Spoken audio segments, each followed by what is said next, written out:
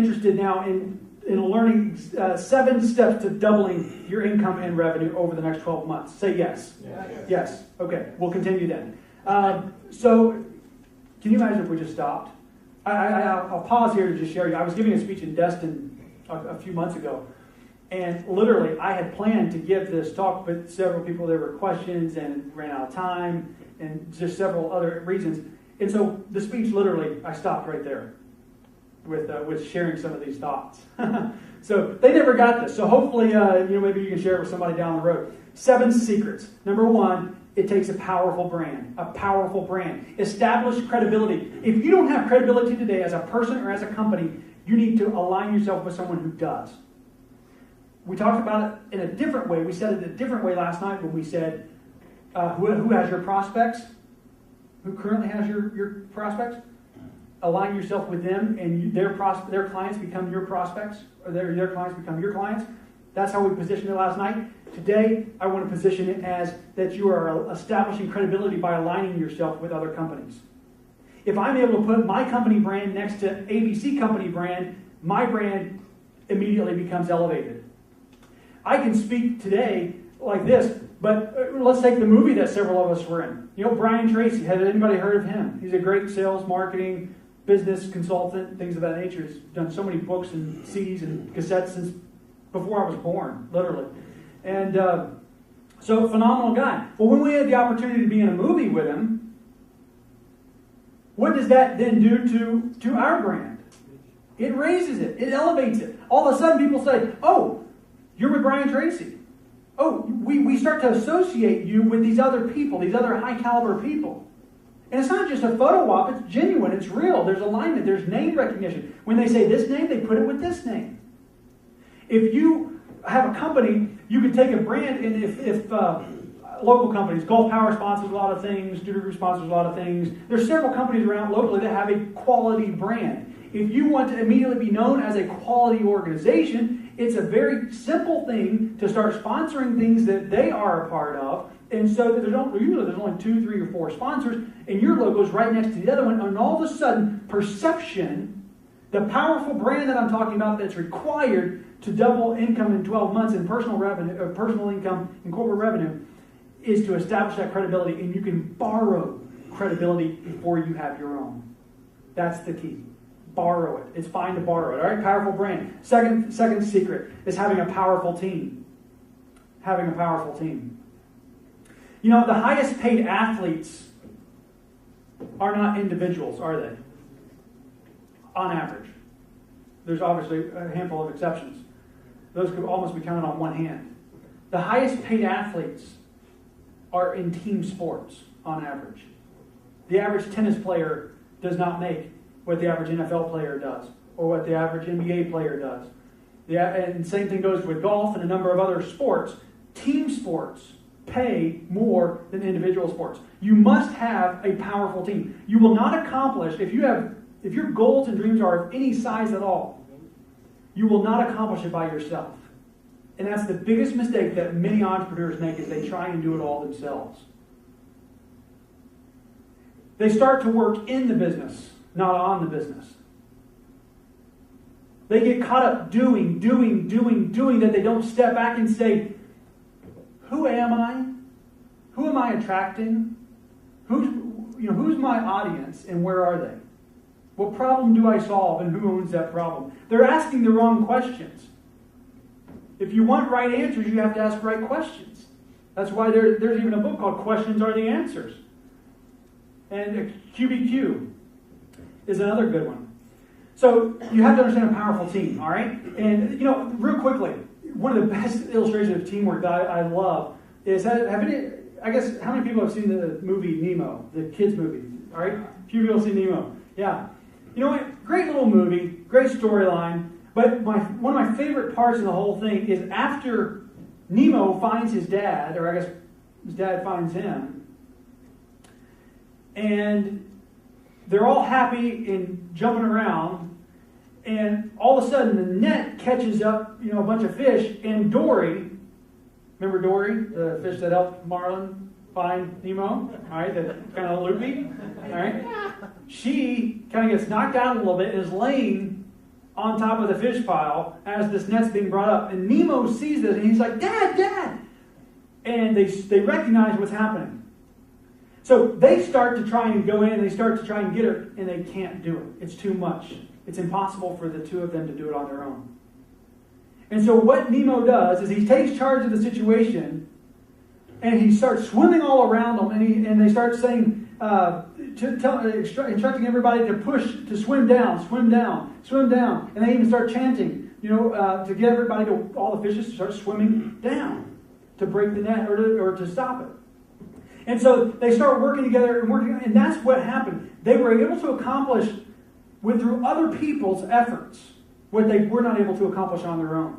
And that's the issue that many companies don't recognize. But I can assure you this, I have spoken to the current Inc. 500 list. I have spoken either via email or phone call to 100 of the top 500 Inc. 500 fastest growing companies in America, to the CEOs and the leaders of these companies. And I'm telling you without exception, every single one of them mentioned that one of the keys to their success was that they focused on their core competencies, what they were good at, and they outsourced everything else.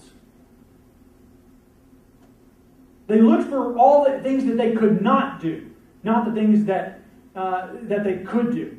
Well, we need to start taking orders. So instead of having a call center, they outsource to the customers, or they outsource the call center to take the orders. Instead of trying to build their own website, they outsource that to somebody, to a professional who knows how to build websites. Instead of trying to do everything themselves, they found the experts and delegated to them. You don't have to hire everything in your life, personally or professionally. So that's the other secret. Powerful brand, powerful team. Number 3, a powerful purpose. Your purpose should be more than money, or you're not going to be very satisfied, are you? Because money comes and money goes, and hopefully more comes than goes, but that's your choice, and I originally shared that last night. But at the end of the day, money is not the be-all, end-all. But in terms of business, I do make it my goal to put money in your pockets. The goal of this weekend for me is to put money in your pockets. How do I do that? I mean, I'm not pulling out my wallet and handing out hundreds here. How do I put money in your pocket? Through knowledge, through information, through education. That is how we are putting money in your pockets this weekend. And perhaps you didn't even know it. All right? Powerful purpose. To me, that's a whole lot more powerful than making a buck. It's the lives that are changed. It's the companies that are changed. If you've got a company doing $10,000 a year in revenue right now, and you're doing $20,000 at the end of this year, this was a success. Over the next 12 months, then this was a success.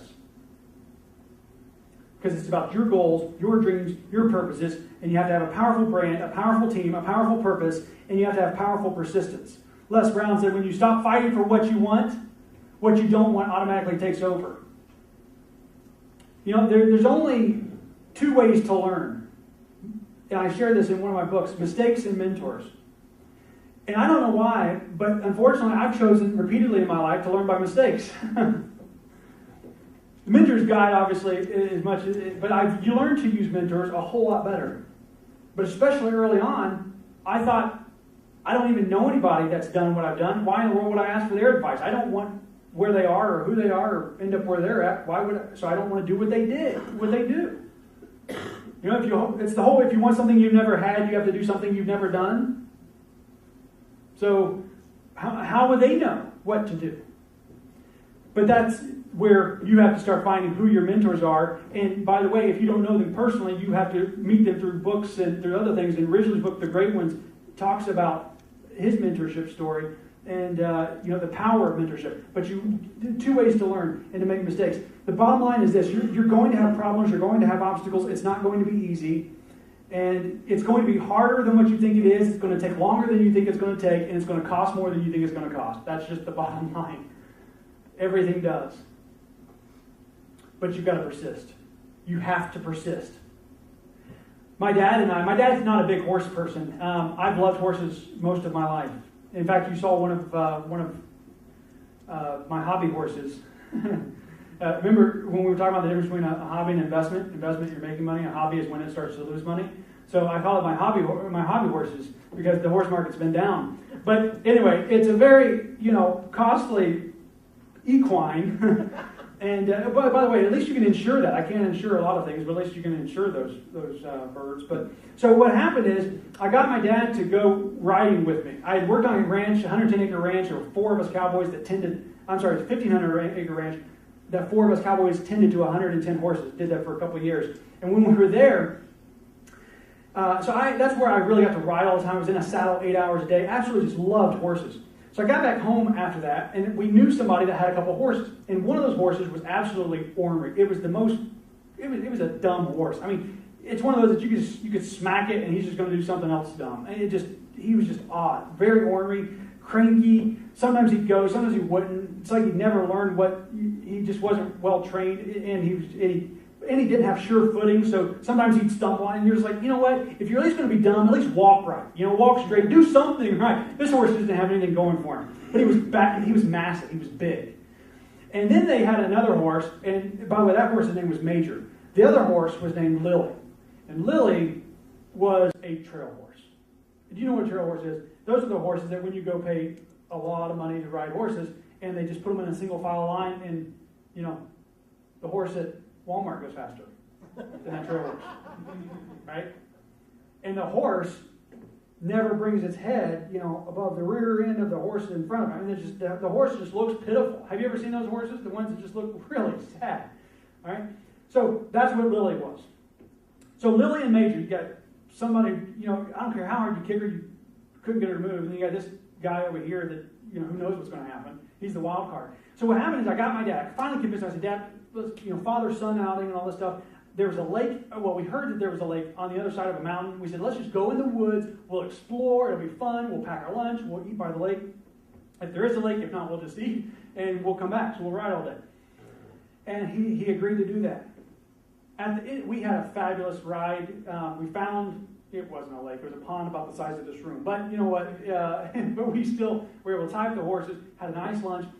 On our way back, we were getting to an open field, and I told him, I said, just stay right here. I said, I'm going to run Major across the field, just because I wanted to show off for my dad. I wanted him to be like, man, that's my son. Because we always watched the Westerns and seen him run across, and the music, So I was like, he's going to love this. I've got the hat on, the whole 9 yards. So I said, just stay right here by the woods. I'm going to run him across, all right? I just wanted Dad to be proud of him. So I'm on him, and I start going, yeah, start taking off across. We are barreling across the field. And, of course, I'm thinking he's going to fall any moment. I'm going to break legs. He's going to fall in because he's a massive beast. And but so we're ripping across. And I didn't lose my hat, and he didn't stumble. I get to the end of the field, and I turn around to see the proud look on my dad's face. But instead, I saw Lily running right towards a marsh in a dead, all-out run. Lily is a trail horse. All she knows to do is follow. And my dad, not being a horseman, the saddle had come loose. He was on the side of the horse. And by the time I saw what was happening, I actually saw him fall down into the marsh, about a foot of water, and was being dragged with 1 foot in the stirrup like that. I wheeled Major around, ran after my dad, and was just, as fast as that horse could go, just cracking the whip and getting over there to him. I pulled up alongside of him, pulled up alongside of my dad like this, and grabbed Lily's reins in the bridle, grabbed that, and was bringing her to a stop, but I had to do that without hurting my dad, because I was concerned that the hooves would stomp his face. Stopped Lily, and my dad's soaked, no broken bones. I'd broken a couple of fingers because of how I had to lean off my horse while it's still in a dead run, stopping this horse in a dead run. I mean, it was better than anything you've seen on the movies. I assure you. I just wish I had video of it. It was phenomenal. A little more than I bargained for that day. But you know what happened? He was obviously shaken up. And we walked the horses. Obviously, I got off to help him up. We walked the horses back to the edge of the clearing. And my dad said at that time, we had to wait because the horses were both panicked. My dad was panicked. And I was like, oh, this about just went south fast. Yeah, I mean, this was bad. Fortunately, no one was seriously injured. And I remember the barn was not too far away. And I remember my dad saying, I said, well, let's go ahead and head back. And we started to walk the horses. And he goes, no, I'm fine, I'll ride. I'm like, why would you ride? You hate horses and you just got your butt kicked, by this one. Why would you do that? And my dad didn't have to say, son, when life knocks you down, you get back up on the horse and keep going. He didn't give me some prolific lesson that day. But what he did was he showed me. His behavior illustrated to me that when problems come, it's not getting knocked down. It's getting back up. Again and again and again and again and again. And I don't care what happens today. I don't care what happens tomorrow in your life and in your business. It is your responsibility to get back up again, to get on the horse again. You have to have a powerful persistence. You have to have powerful tools. Leverage is one of the most powerful tools that you can have. We talked about it last night. You have to have a powerful attraction. A powerful attraction. We talked about that. And you have to have a powerful vision. 5 years ago, I weighed 245 pounds. So add about 80 pounds to me now. From flying around in corporate America on their dime and their food, and going to restaurants and wining and dining people. I would have to have 2 dinners. Sometimes I'd have 2 lunches because different meetings, but they all wanted lunch. And whenever we had lunch, we'd order appetizers, we'd order the main course, we'd order dessert. And the way that they do it is you don't really eat it. You just have to order it so that they know you're not cheap. And nobody really eats it. They pick up the appetizers, they pick up, maybe the dessert, and they eat a little bit of their entree. And after doing that for several years, I was just like, it was bad.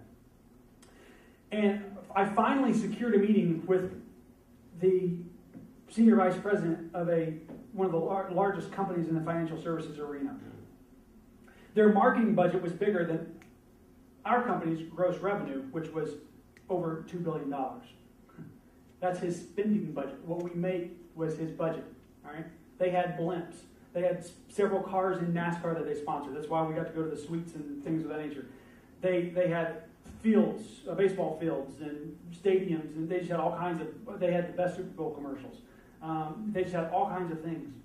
And I finally, one day, the CEO of our company he would not meet with him, but he agreed to meet with me because I had about 1,000 employees that were doing work for him and we were executing. But I had a problem with their team and told him I needed to meet with him in order to accomplish both of our objectives. He agreed to meet. We agreed to meet in a off-site location so that it was a neutral geographic region. It wasn't my home, my territory, and it wasn't his territory. We both flew in. We met for lunch. We met for the next 3 hours. But while we were at lunch, I said, well, what do you want? We started to order. And he goes, you know what? I just want a salad. No appetizer, no dessert. I was like, whoa. I've never had anybody say this in years. And the guy's fit, trim. And, I knew he had jumped on a private jet that day to get to where we were. I was still flying. Fortunately, I was able to fly first class with that organization. But still, first class, private, no comparison, right? And so all of a sudden, anything I thought I was went out the window, right? So I'm sitting there and I'm seeing this guy who got up at the crack of dawn. He was explaining how he ran that morning and then he caught the jet, went to where we were, but he still made it a priority to exercise and eat right. And I thought, if this guy who makes 7 figures a year doing this stuff, flying around, he has just as busy a travel schedule as I've got, can do this, so can I. And I didn't wait till Monday to make this grand resolution of what I was going to do and how I was going to change my behavior and habits. I didn't wait till the new year. I didn't wait till a new month. I started then. I started that meal. It was over. It was done. And then I had to start exercising. The point is, you have to have a powerful vision of who you can be, of who you're going to be. The reason why a lot of people don't know where they're going is because they don't know who they want to be. They don't understand where they're going. If you just get in your car and drive, who knows where you're going to end up? If you actually put in a destination, at least you have a semblance of which direction to start. And then as you go, you can start asking people along the way, and you start making corrections. Success from point A to point B is not a straight line. You're kind of going like this, and then somebody kind of corrects you a little bit, and you kind of go like this, and somebody corrects you a little bit, and you kind of do this. See, that's the learning process, and that's fine. So a powerful vision. Let me share a couple things with you in closing here. A couple of opportunities. First of all, people always wonder what we do, I've shared how we do a lot of it, but they wonder how we do or what we do. And so companies hire iDream to come in really a number of areas, create high-growth revenue companies. VC firms might bring us in to evaluate what an opportunity is before they invest in the company.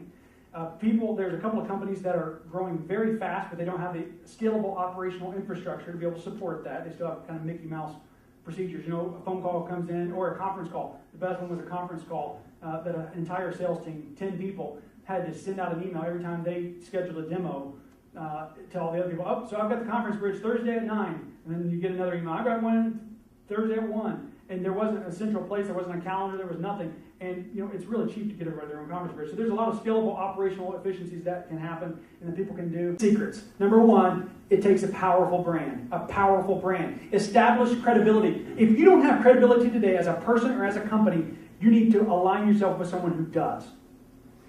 We talked about it in a different way. We said it a different way last night when we said, who has your prospects? Who currently has your prospects? Align yourself with them, and their clients become your prospects, or their clients become your clients. That's how we positioned it last night. Today, I want to position it as that you are establishing credibility by aligning yourself with other companies.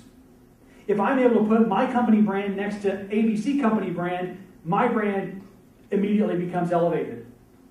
I can speak today like this, but let's take the movie that several of us were in. Brian, quality brand. If you want to immediately be known as a quality organization, it's a very simple thing to start sponsoring things that they are a part of. And so there's only 2, 3, or 4 sponsors, and your logo is right next to the other one. And all of a sudden, perception, the powerful brand that I'm talking about that's required to double income in 12 months in personal income and corporate revenue, is to establish that credibility. And you can borrow credibility before you have your own. That's the key. Borrow it. It's fine to borrow it. All right, powerful brand. Second secret is having a powerful team. Having a powerful team. The highest paid athletes are not individuals, are they? On average.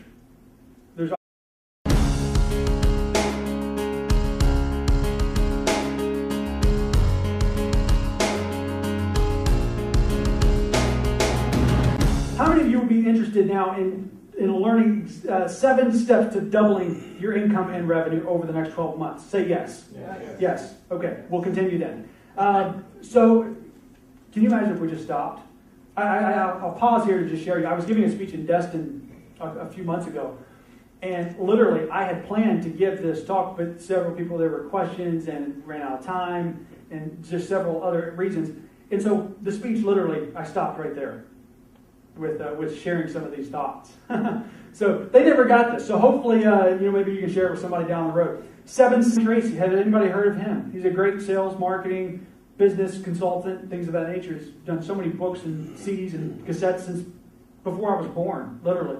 And so phenomenal guy. Well, when we had the opportunity to be in a movie with him, what does that then do to our brand?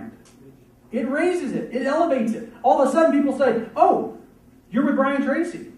Oh, we start to associate you with these other people, these other high-caliber people. And it's not just a photo op. It's genuine. It's real. There's alignment. There's name recognition. When they say this name, they put it with this name. If you have a company, you could take a brand, and if local companies, Gulf Power sponsors a lot of things, Studer Group sponsors a lot of things. There's several companies around locally that have, obviously, a handful of exceptions. Those could almost be counted on one hand. The highest paid athletes are in team sports on average. The average tennis player does not make what the average NFL player does or what the average NBA player does. And same thing goes with golf and a number of other sports. Team sports pay more than individual sports. You must have a powerful team. You will not accomplish, if your goals and dreams are of any size at all, you will not accomplish it by yourself. And that's the biggest mistake that many entrepreneurs make, is they try and do it all themselves.